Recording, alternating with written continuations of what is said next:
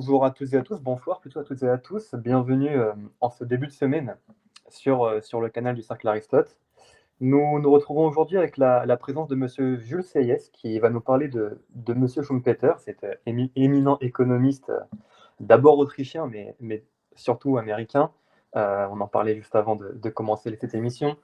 Comme je disais, grand économiste début du XXe, hein, il est né à la fin du XIXe, mais ces théories qu'il a développées, qu'il a participé à développer, datent vraiment du début du XXe, notamment hein, le concept de destruction créatrice, la théorie de la circulation des élites, la théorie du développement, ça parlera aux initiés.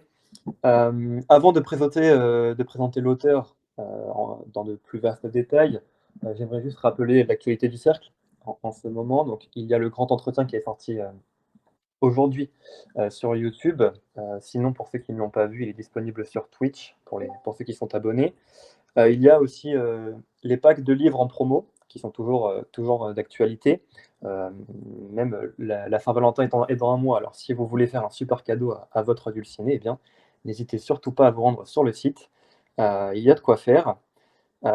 Et aussi, les rendez-vous du lundi, n'oubliez pas pour nos camarades franciliens, les rendez-vous du lundi hein, se passent encore, se déroulent encore.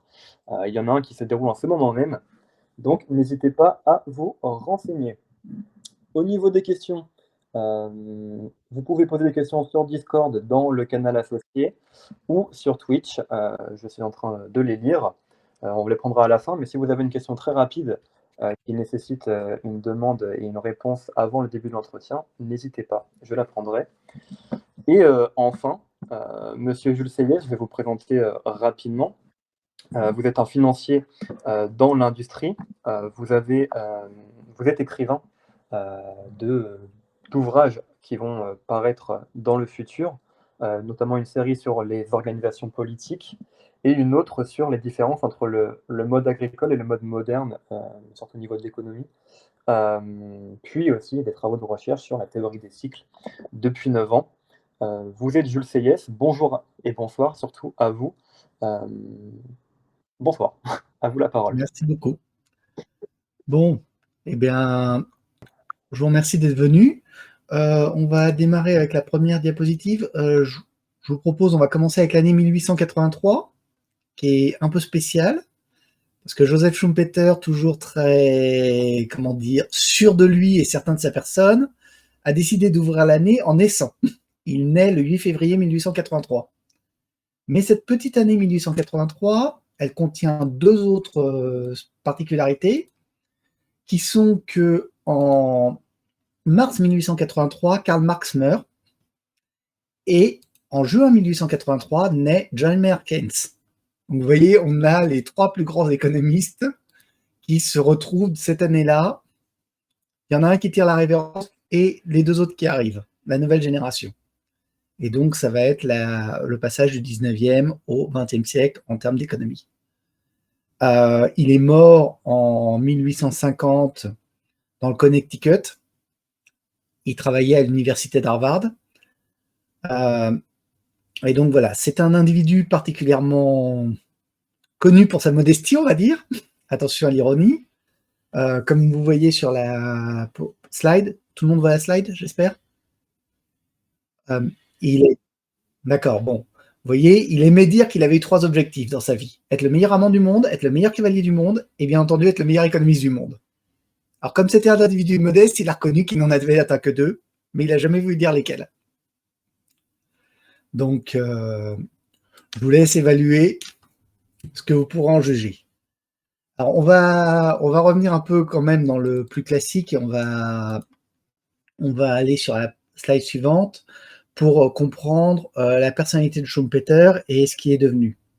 Donc, Schumpeter, il naît à Graz et son père est un industriel du textile.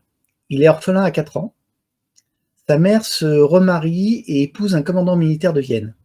Donc, commandant militaire dans l'Autriche-Hongrie de la fin du 19e, ça veut dire quelqu'un qui appartient au cercle d'aristocratie. Et Schumpeter sera élevé dans les lycées de l'aristocratie viennoise. C'est un homme de grande culture, passionné de l'Antiquité gréco-latine, et qui va découvrir les grands mouvements intellectuels de son temps, et notamment la sociologie et l'économie. Alors, il va, au niveau universitaire, c'est l'un des plus jeunes docteurs de son temps. Il va étudier le droit, il n'est pas économiste, il n'est pas économiste en termes de diplôme. Pourquoi? Parce que à l'époque, l'économie n'était pas une science détachée, et donc en fait, l'économie s'étudiait dans les cursus de droit. Donc il a fait une thèse d'économie, mais ça lui est décerné comme docteur en droit, et pas en docteur en économie.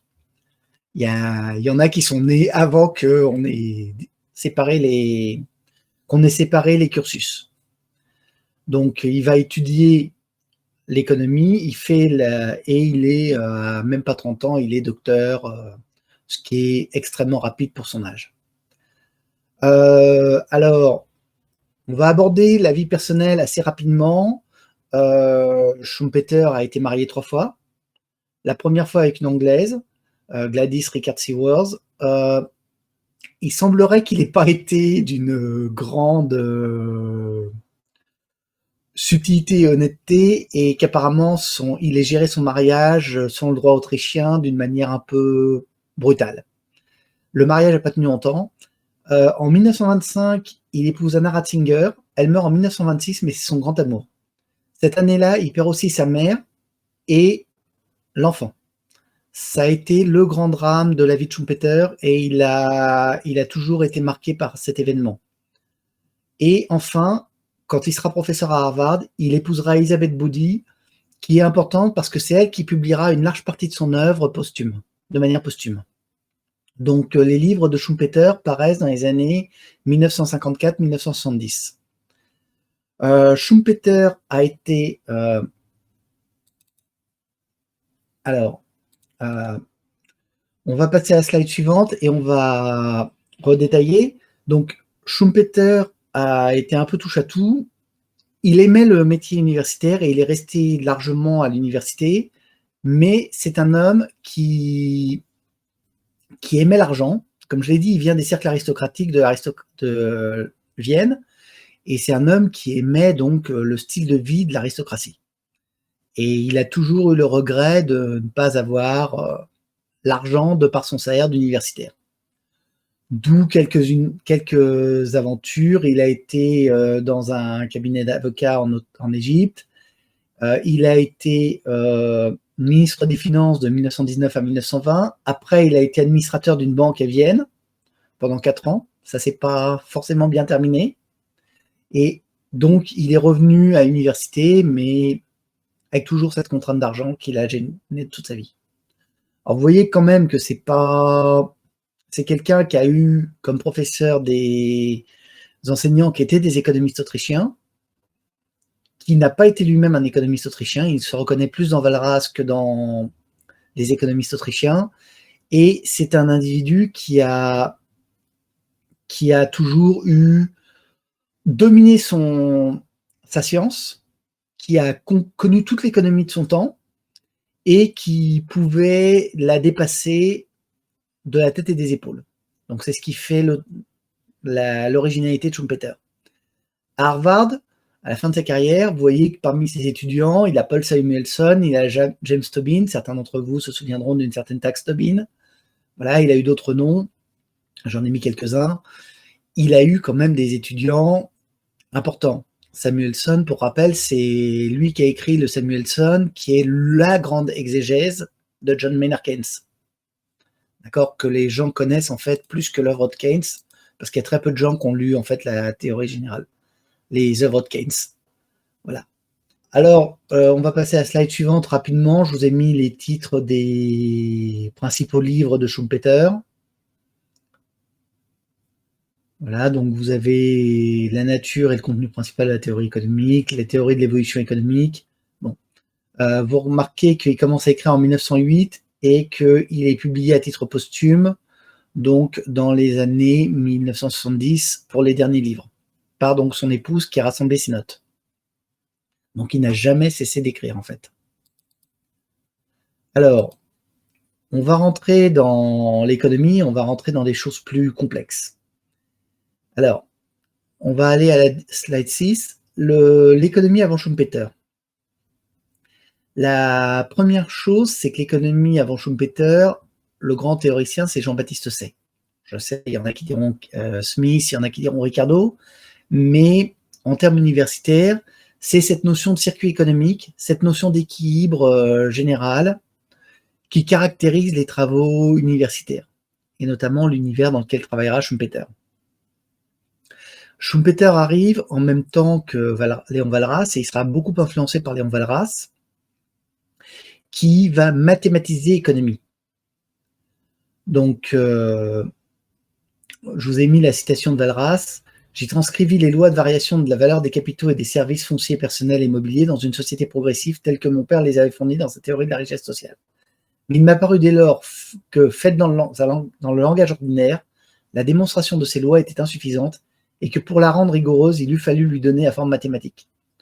Donc vous voyez, on est en train de prendre le grand tournant où on passe d'œuvres, je veux dire littéraires, si vous avez lu La richesse des nations, si vous avez lu Ricardo, même Le Capital de Karl Marx, ce sont des œuvres littéraires. On lit un texte écrit, bien écrit, souvent, ce sont d'excellents auteurs, mais on est dans de la lecture, on est dans de la démonstration, dans de la rhétorique, où on vous convainc d'un raisonnement.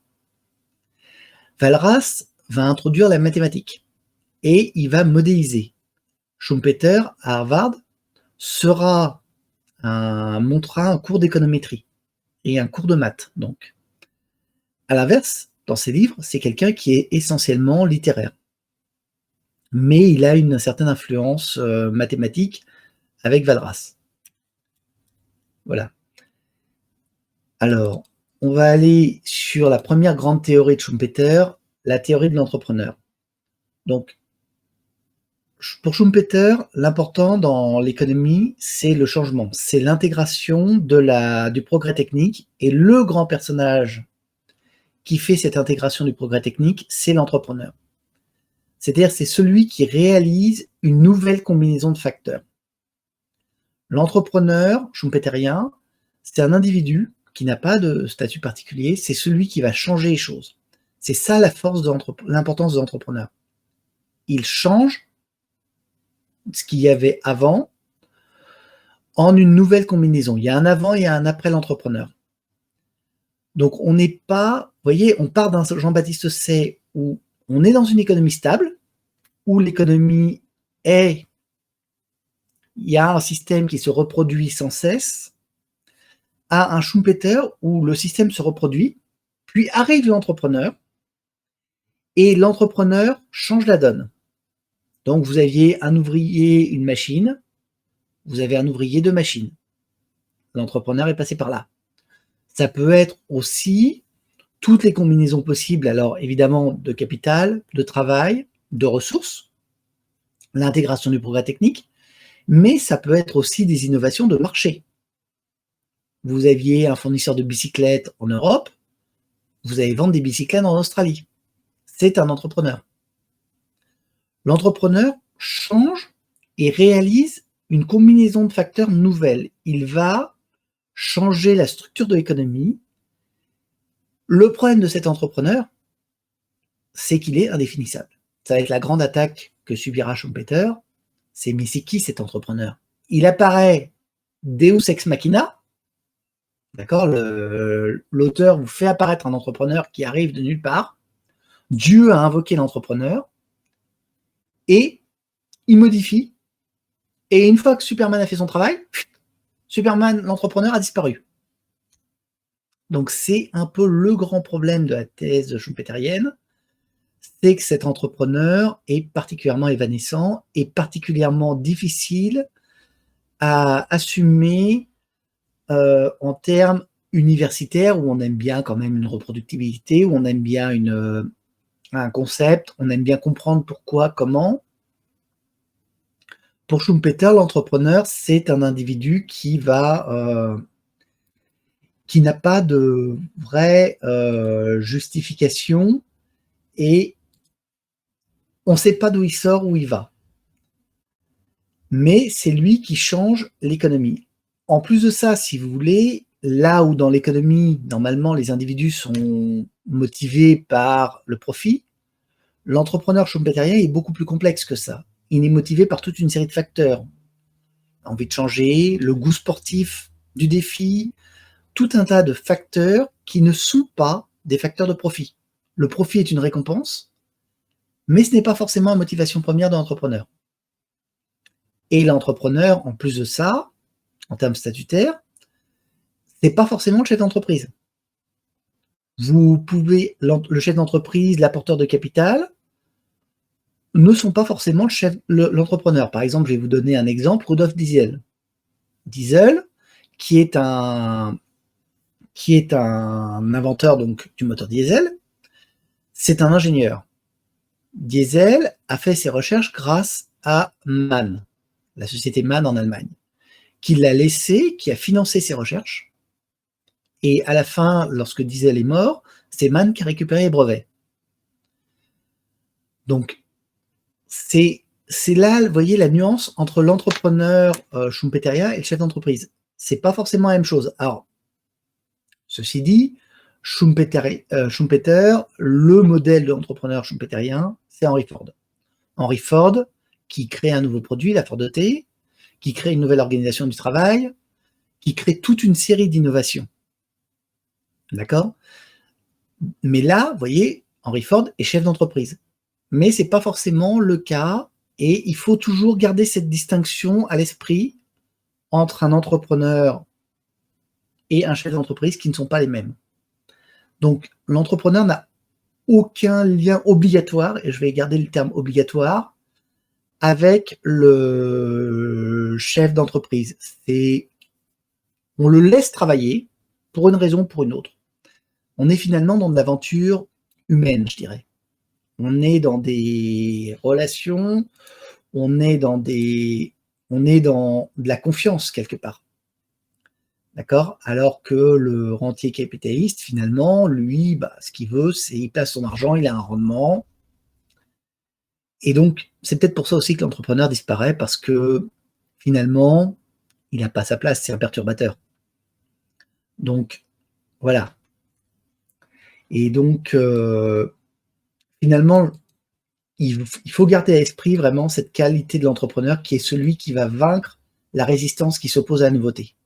Soit par une crise, soit par du charisme, soit par toutes les formes de leadership envisageables. Mais vous voyez qu'on rentre dans des théories du management alors que c'est une théorie économique. J'espère que ça a été bien clair pour tout le monde. Et donc, quel est le rôle de l'entrepreneur en termes économiques? Eh bien, l'entrepreneur, en termes économiques, il a deux choses. La première, c'est la grappe d'innovation. C'est-à-dire que l'entrepreneur va introduire les innovations. Le capitalisme, je vous rappelle que Marx est mort à la mort de Schumpeter. Donc le capitalisme est maudit parce que, dans une vision marxiste, la concurrence fait que vous avez une baisse tendancielle du taux de profit. L'innovation permet de combattre cette baisse tendancielle du taux de profit. Elle permet d'éviter justement cette ruine de l'économie capitaliste, qu'on le veuille ou non. Et donc, c'est ce qui fausse finalement le raisonnement marxiste et qui vient affirmer le raisonnement marxiste. L'innovation, la grappe d'innovation. Et Schumpeter va expliquer les cycles, notamment les cycles longs, avec la grappe d'innovation. D'accord? Je vous rappelle, pour ceux qui avaient vu la conférence sur Kondratiev, on lit les cycles Kondratiev, le début d'un cycle Kondratiev, avec une grappe d'innovation. La révolution industrielle en Angleterre, la deuxième révolution industrielle à la fin du 19e siècle, la troisième révolution industrielle après la Seconde Guerre mondiale. Et on se pose la question aujourd'hui d'une nouvelle grappe d'innovation, mais voilà. Et pour Schumpeter, il faut bien comprendre que les innovations n'arrivent pas par hasard et qu'elles arrivent en grappe. Pourquoi? Parce que le savoir se capitalise et à un moment, il y a une rupture et cette rupture va se décomposer dans tout un tas de domaines. Et donc, de nouvelles choses deviennent possibles. Et là, les entrepreneurs arrivent, se saisissent de ces nouvelles opportunités. Et avec ces nouvelles opportunités, il crée, je vais dire un monde nouveau, c'est un peu messianique comme terme, mais il crée tout un tas de nouvelles entreprises, il change le circuit économique, et donc il arrive ce nouveau monde à cause de ça. Par contre, le problème, c'est que vous êtes dans un univers où, avant, on transportait avec des charrettes à chevaux, avec des conducteurs de charrettes à chevaux. Et puis arrivent les camions. Oui, d'accord, mais qui va conduire les camions? Il faut bien se débarrasser des conducteurs de charrettes à chevaux. Donc, c'est la deuxième idée de Schumpeter, la destruction créatrice. C'est-à-dire que c'est la destruction de l'ancien monde qui permet au nouveau d'advenir. L'entrepreneur n'est pas uniquement positif, il est aussi destructeur. Il faut laisser faire la crise pour liquider les vieilles structures, de telle sorte que la place soit là pour les nouvelles structures. Et donc la crise qui était, de par les souffrances qu'entraîne une crise, il ne faut pas se cacher les choses, chômage, misère, on n'a pas besoin de repasser dessus, le marxisme a fait le procès du capitalisme en long, en large et en travers. De par ces souffrances, on condamnait la crise. Schumpeter dit non, faut condamner la crise, ok, c'est dommage, mais elle est à condition pour qu'il y ait mieux et pour que le niveau de vie s'améliore. Elle est la condition pour que l'entrepreneur puisse travailler. Donc, c'est le point important pour la crise. Et par exemple, vous avez l'exemple de toute l'industrie de la photo. L'industrie de la photo, Kodak, qui se croyait avec l'argentique le fin du fin, destruction créatrice, Kodak disparaît, et arrivent les appareils photo numériques. Et aujourd'hui, vous avez un appareil photo dans votre smartphone. D'accord? Je vous rappelle ce qu'était, montez au grenier, voyez les appareils photo argentiques qu'avaient ne serait-ce que vos parents ou vos grands-parents. Les photos qu'on faisait dans les années 50-60, à l'époque où la photo était démocratisée. Vous voyez? Et la photo a tué, par exemple, le marché des peintres d'art. Donc, vous voyez, il y a plusieurs générations, et à chaque fois, il y a tout un pan de l'activité économique qui disparaît pour laisser arriver le nouveau pan qui va permettre une meilleure vie. Donc, la crise est essentielle pour liquider les entreprises précédentes. Donc, j'espère qu'on va être un peu que tout le monde là-dessus est bien clair, mais c'est le grand élément, le grand apport de Schumpeter qui dédiabolise la crise, qui dédiabolise le jeu du capitalisme et qui en même temps vous dit non, le capitalisme n'ira pas à la catastrophe à cause de la baisse tendancielle du taux de profit. Pourtant, et c'est là que c'est important, Schumpeter vous dit le capitalisme va mourir. On va passer à slide 9 si ça ne vous gêne pas. Alors, le capitalisme va mourir, on reprend la thèse marxiste. Marx vous dit les choses sont très simples. Le capitalisme, les entreprises sont des requins, elles vont se dévorer entre elles. Vous avez une concentration des entreprises, vous avez de plus en plus de produits sur le marché, donc vous avez une concurrence de plus en plus violente. La concurrence de plus en plus violente entraîne une baisse tendancielle du taux de profit. Pour combattre la baisse tendancielle du taux de profit, les capitalistes vont se dévorer entre eux. Et on recommence le cycle, ainsi de suite, jusqu'à une baisse tendancielle du taux de profit qui arrive à un tel niveau que les capitalistes dévorent le salaire des ouvriers, que tout le monde meurt dans la misère la plus atroce. D'accord? Je rappelle que la théorie marxiste s'est fait lourdement reprocher d'être une théorie, je vais dire quasiment eschatologique, mais enfin c'est une théorie éthique, d'accord, qui fait le procès en termes de dogme, en termes de morale du capitalisme. Le marxisme vous dit le capitalisme, c'est pas bien, ça propage la misère. Il y a quelques-uns qui s'enrichissent et beaucoup qui s'appauvrissent. Schumpeter vous dit pas ça. Schumpeter vous dit, lui, non, le capitalisme enrichit. Pourquoi? Parce qu'il est le meilleur moyen d'intégrer le progrès technique. Merci, entrepreneur. C'est lui qui va permettre, par la pression de la crise, par l'entrepreneur, de forcer les rentiers à intégrer de nouvelles technologies. Et donc, vous avez un véritable progrès de l'humanité.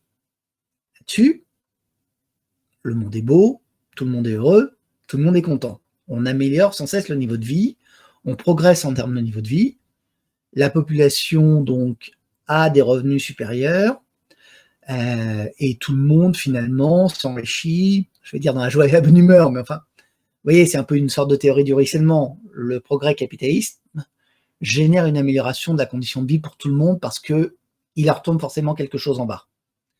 C'est un peu la vision de Schumpeter. Le problème, c'est que ce capitalisme, son succès, en fait, entraîne son défaut ou entraîne son problème. Pourquoi? Parce que d'après Schumpeter, d'abord, le capitalisme va entraîner la concentration du capital. Qui dit concentration du capital dit des entreprises plus grandes. Qui dit entreprise plus grande dit plus de strates hiérarchiques. Autant quand vous avez un patron et une douzaine d'employés qui peut gérer ça tout seul, l'ouvrier connaît le patron, ils discutent entre eux, tout le monde s'arrange.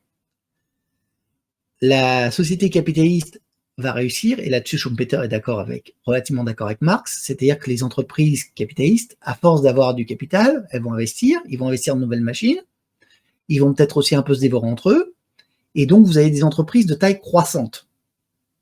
Et quand vous avez des entreprises de taille croissante, vous arrivez à un moment, vous ne gérez pas une entreprise de 10 000 personnes comme vous gérez une boîte de 12 personnes. Donc, vous avez des strates hiérarchiques qui se mettent en place. Et je vous renvoie vers les travaux de Galbraith sur la technostructure. Schumpeter en parle moins, mais c'est le concept qui est derrière. C'est-à-dire que vous avez des gens qui vont gérer des factotums, des cadres, un fonctionnariat d'entreprise, qui est tout le contraire d'entrepreneur. Et ce fonctionnariat va, lui, procéder aux transformations nécessaires. Mais vous voyez, ça va remplacer le rôle de l'entrepreneur, en fait. Ils vont, par méthode, par méthodologie, faire l'évolution qu'il y a à faire. Donc, le premier problème du capitalisme, c'est son succès. Parce que le succès conduit à la concentration du capital, et la concentration du capital conduit à la fin de l'entrepreneuriat. D'où un moindre progrès technique. Le deuxième problème qu'a le capitalisme, c'est encore plus pervers que ça. C'est que dans le monde de Schumpeter, je vous ai dit, tout le monde s'enrichit. Très bien. Quelle est la première chose que les gens font quand ils s'enrichissent? Ils s'achètent à manger, ils se mettent un toit sur la tête, ils ont des meilleurs vêtements, et puis après, le grand souci que tout le monde a, c'est ses enfants. Assurer l'avenir de ses enfants. Donc, vous avez une demande d'éducation. Et cette demande d'éducation est totalement décorrélée des besoins du marché de l'économie libérale. C'est-à-dire qu'il n'y a qu'un certain nombre d'avocats, qu'un certain nombre d'écrivains, un certain nombre de toutes ces fonctions-là. Et en fait, les gens poussent leurs enfants vers plus d'éducation. Donc, dans la vision de Schumpeter, vous avez un développement de l'appareil éducatif qui, pour des raisons politiques aussi, parce que les politiques vont répondre à cette demande d'éducation en offrant un meilleur système éducatif, va largement dépasser les besoins du marché. Donc on en arrive, alors, Schumpeter l'a pas écrit, vous en doutez bien, mais par finir par faire des masters en genre. D'accord, je voulais pas faire de méchanceté, mais c'est un peu l'idée. C'est-à-dire qu'on va avoir des gens qui ont une formation, une éducation, qui finalement sert à rien. Et ces espèces d'intellectuels malheureux vont attaquer le capitalisme. Vous savez, c'est l'idée, la culture n'a pas de prix, la culture c'est bien, et il faut que... Oui, sauf qu'à un moment, il faut aller récupérer le pognon. Le pognon, on le récupère comment? Par l'impôt. Donc on socialise. D'accord? Et donc cette surproduction d'intellectuels crée des gens frustrés qui vont attaquer le capitalisme. Et finalement, le succès du capitalisme entraîne la création, la sécrétion, je dirais même, de ses adversaires. Et cette sécrétion de ses adversaires va gérer donc une demande politique qui va répondre à ça. On va favoriser tous ces milieux pseudo-intellectuels qui vont finalement mettre le coup de poignard dans le dos du capitalisme et qui vont donc en fait décourager l'épargne, l'esprit d'entreprise, toutes les valeurs qui sont nécessaires. Et vous vous rappelez, quand on parle de Schumpeter, on ne parle pas uniquement de facteurs. On n'est pas dans une équation de production. On est dans un état d'esprit. D'accord? L'entrepreneur, même le chef d'entreprise, c'est des gens qui sont dans un état d'esprit.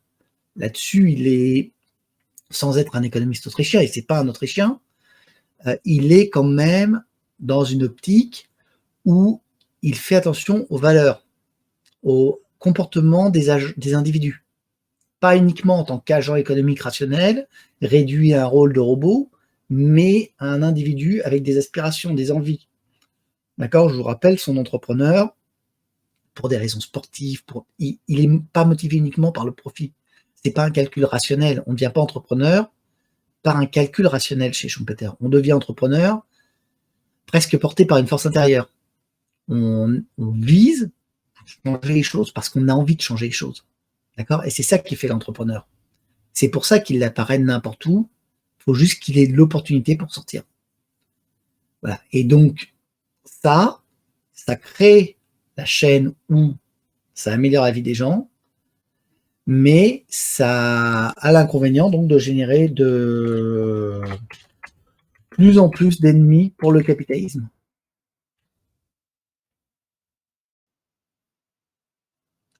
Alors, est-ce que Shando, donc question, est-ce que Schumpeter a été influencé par Friedrich List? Alors, il connaît les Autrichiens, et comme je l'ai dit, il connaît toute la science économique de son époque. Maintenant, il n'a jamais voulu être autrichien. Le tribut intellectuel qu'il reconnaît, c'est Walras. Et il a largement eu à cœur de se distinguer et de fournir des travaux, on va dire, originaux. Donc, il connaît Liszt, c'est quasi certain. Il connaît les économistes autrichiens relativement bien, ne serait-ce que parce qu'il a étudié avec eux à Vienne. Mais il a quand même, comme je l'ai dit, une certaine immodestie. Donc, cette immodestie fait que, même s'il connaît, il n'en parle pas trop. Alors, donc, la question c'est, est-ce que l'on peut définir entrepreneur de Schumpeter par un esprit de synthèse qui permet d'innover avec les outils de son temps? Je ne dirais pas que c'est forcément l'esprit de synthèse. Ça peut être le bricolage. Je ne crois pas qu'il en ait parlé. L'entrepreneur, ce sur quoi Schumpeter insiste, c'est la volonté de changement. C'est quelqu'un qui veut changer. C'est, je vais dire, un emmerdeur, l'entrepreneur schumpeterien. Je suis désolé de le dire en ces termes, mais c'est vraiment ça. C'est-à-dire que c'est quelqu'un qui a une volonté de changement. Les qualités qui lui permettent ce changement, ça va être sur chaque innovation. Prenez Marco Polo qui part en Chine. Entrepreneur schumpeterien. Il va découvrir un nouveau monde. Pourquoi? Parce qu'il est poussé par l'envie de voyager. Il n'est pas forcément en train de faire une synthèse. Vous voyez? Il ne sait peut-être même pas ce qu'il va chercher. Mais il va chercher aventure. Vous avez les frères Adler. Clément Adler a été quelqu'un qui a été motivé par l'envie de voler. Alors, il a sûrement eu des qualités d'ingénieur extrêmement brillantes. Mais c'est pas un André Citroën qui, lui, par contre, est quelqu'un qui va faire une innovation technologique par un travail d'ingénieur. Vous voyez, il y a autant d'entrepreneurs, autant de manières de se comporter qu'il y a d'innovation, je dirais quasiment. Alors, la question, c'est quelle est la différence entre un libéral comme Charles Gave et quelqu'un comme de l'école autrichienne? Alors, pour le coup, c'est une question assez intéressante. Faudra regarder, mais pour moi, Charles Gave est relativement autrichien. Après, les Autrichiens croient dans des disciplines. Charles Gave va être plus porté sur le refus d'intervention de l'État, mais il y a un très gros recouvrement entre les libéraux et les Autrichiens. Les Autrichiens disent l'État s'écarte. C'est vraiment une volonté de ne pas avoir l'État. Ils vont juste le justifier sur des fondements plus économiques et économétriques, en expliquant que pour telle et telle raison, le marché va revenir à l'équilibre. Alors que les libéraux vont plus être dans un discours anti-État et peut-être moins universitaire. Mais je dirais que c'est plus une question de forme qu'une question de différence fondamentale. Je crois que je suis là, oui. Voilà. Je m'excuse auprès de nos camarades. Petit problème, ce sont les aléas du direct.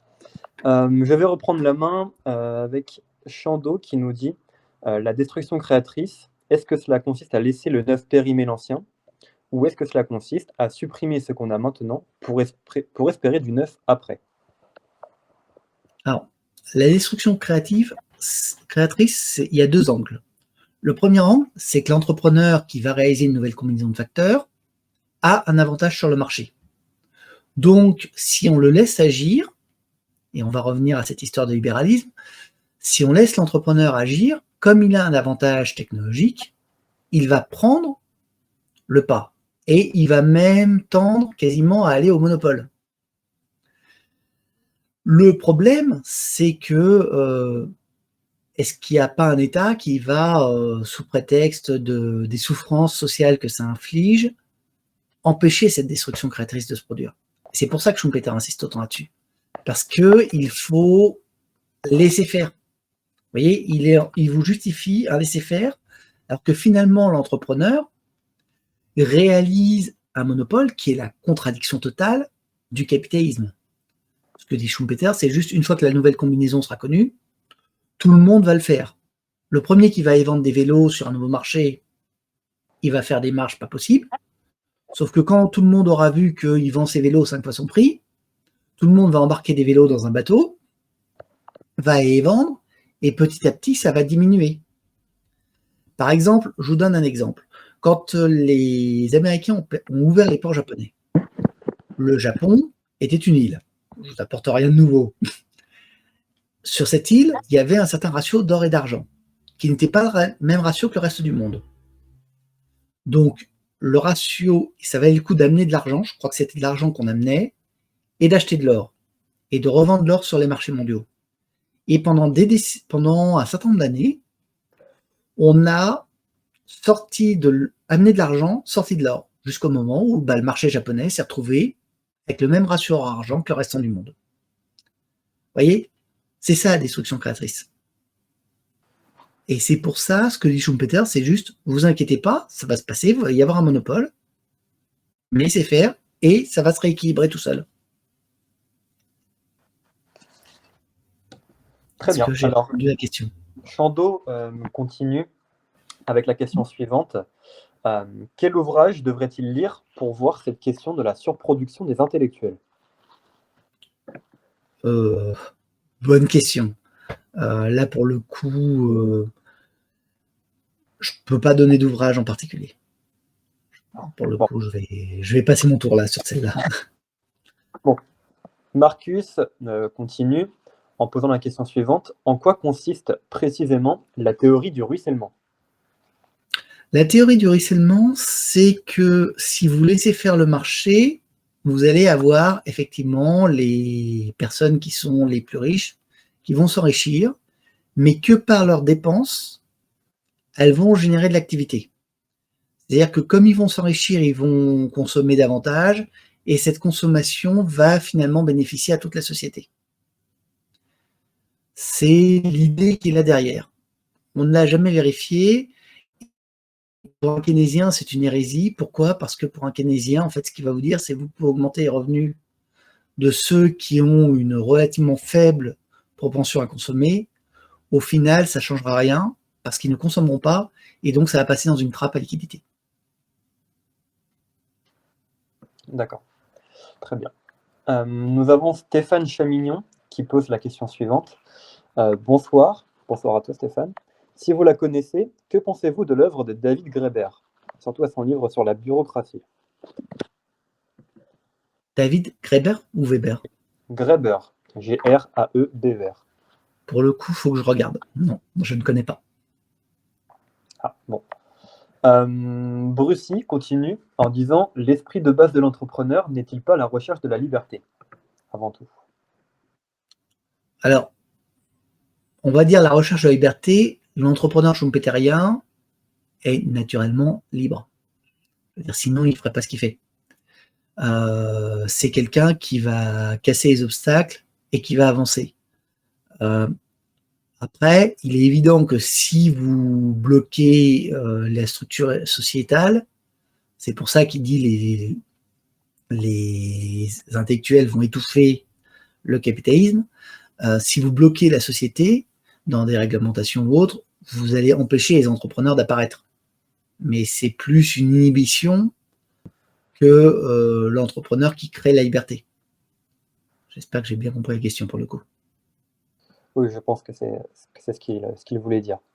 Raouldo demande, pouvez-vous détailler la critique de Schumpi contre les tenants de la concurrence parfaite et ses nuances sur les monopoles? Alors, l'idée de Schumpeter, c'est que à un moment, avec l'entrepreneur va bénéficier d'un avantage. Donc, il va pouvoir venir en position de monopole. C'est ce que je vous disais, on va reprendre mon exemple de l'entrepreneur qui trouve son marché en vélo, il met des vélos dans un bateau, il arrive sur une île, il est le seul à offrir des vélos. Donc, il peut les offrir au prix qu'il veut. Est-ce que vous avez refusé les vélos? Dans une idée de concurrence pure et parfaite, il n'y a qu'un offreur, ça ne va pas, il faudrait casser tout de suite le truc. Dans l'idée de Schumpeter, c'est vous inquiétez pas, on reviendra à la concurrence pure et parfaite par la nature même du capitalisme. Mais il faut laisser jouer le capitalisme. D'accord, très bien. Avant de finir avec la dernière question pour l'instant, si vous avez encore des questions dans le chat, n'hésitez surtout pas à les donner. Nous remercions Oporaton qui s'est abonné avec le Prime. Merci à toi, Oporaton. Marcus finit donc avec la question suivante. Qu'en est-il dans la pensée schumpeterienne de l'ordolibéralisme par rapport au libéralisme classique? Il faudrait que je regarde en détail. À première vue, c'est surtout l'idée de l'ordolibéralisme, c'est par des règles, on va maintenir le capitalisme, on va éviter l'agonie du système. Bon, à première vue, Schumpeter n'y croyait pas. Mais je n'ai pas de vraie réponse. Là, c'est un sujet qu'il faudrait que je pioche en détail. Il faudrait que je retravaille le sujet. Très bien. Eh bien, c'était pour l'instant la dernière question. Si jamais il y a des dernières personnes qui voudraient poser leurs questions, n'hésitez surtout pas, c'est le moment. Mais sinon, je n'ai pour l'instant plus de questions. Voilà, je vais conclure. Merci à vous, Jules Seyès, de nous avoir donné cet entretien, de nous avoir accordé votre temps. Merci à tous nos spectateurs également qui ont posé pas mal de questions très intéressantes, surtout en fin de... Ah, on a Brucy qui arrive à la dernière minute. Schumpeter fait-il un lien entre l'entrepreneur et le pragmatisme? Je crois que pour là, oui, vraiment. L'entrepreneur, c'est quelqu'un qui a les pieds sur terre et qui va agir dans le concret. Sinon, il ne pourrait pas mettre en œuvre.